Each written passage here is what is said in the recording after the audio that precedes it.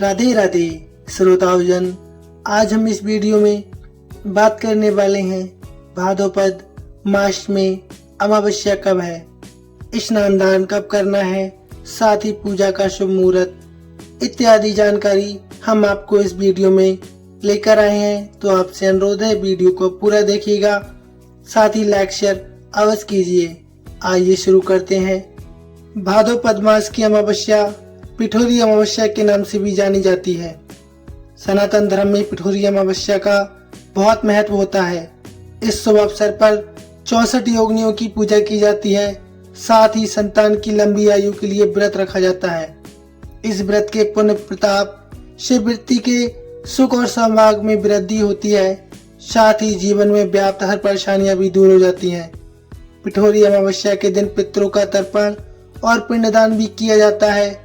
आइए पिठोरी अमावस्या की सही डेट और शुभ मुहूर्त जानते हैं। वैदिक पंचांग के अनुसार 22 अगस्त को दिन में 11:55 पर भाद्रपद माह की अमावस्या तिथि की शुरुआत होगी।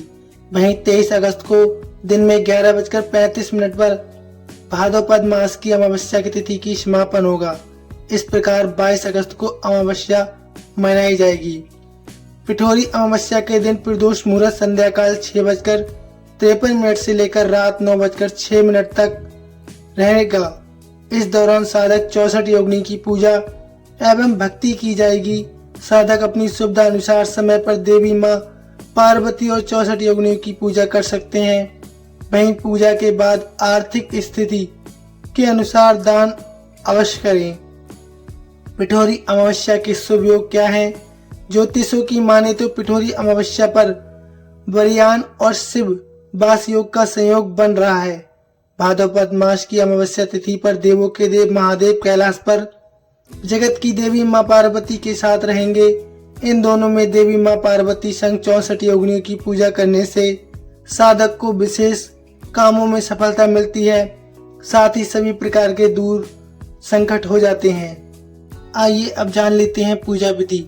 पिठोरी अमावस्या के दिन आपको सुबह के समय स्नान ध्यान के बाद भगवान विष्णु की पूजा करनी चाहिए। गंगा जल से भगवान विष्णु का अभिषेक करना चाहिए। इसके बाद धूप दीप जलाकर भगवान की पूजा करनी चाहिए।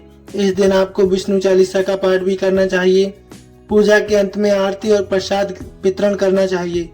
वहीं पितरों की कृपा प्राप्त करने के लिए पितृ चालीसा का पाठ आपको इस दिन करना चाहिए। साथ ही पीपल के पेड़ के नीचे सरसों के तेल का दीपक जलाना चाहिए।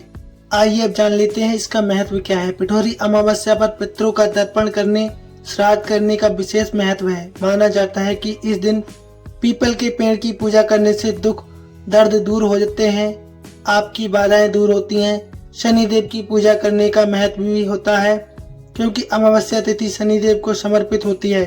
वहीं पिठोरी अमावस्या के दिन गंगा नदी में स्नान करने से पापों से मुक्ति मिलती है। साथ ही जान लेते हैं पितरों का तर्पण कैसे करें। इस दिन पितरों के लिए तर्पण करना बहुत अच्छा माना जाता है। ऐसा कहा जाता है कि इससे पितृ प्रसन्न होते हैं और आपको आशीर्वाद देकर जाते हैं। दोपहर के समय ही पितरों को आज्ञारी देने के लिए एक गाय का उपला लें, इसे जला लें और इस पर गुड़ घी अर्पित करें। इसके साथ खीर और पूरी अर्पित करें। इसके बाद पितरों का तर्पण करें। इसके लिए एक लोटे में जल लें। जल में काले तिल और जौ रखें। अपने पूर्वजों के नाम को याद करते हुए अंगूठी से पितरों को जल अर्पित करें। मंत्र ओम पितृ देवे भयो नमः का उच्चारण करें। इसके बाद पितरों के लिए कपड़े, अनाज और तिल दान करें। गरीबों को भोजन कराने से भी पितृ बहुत प्रसन्न होते हैं। तो ये थी आपको भाद्रपद मास की जानकारी। आपको कैसी लगी प्लीज कमेंट में अवश्य बताइए। साथ ही अवश्य लिखिए हर हर महादेव। धन्यवाद।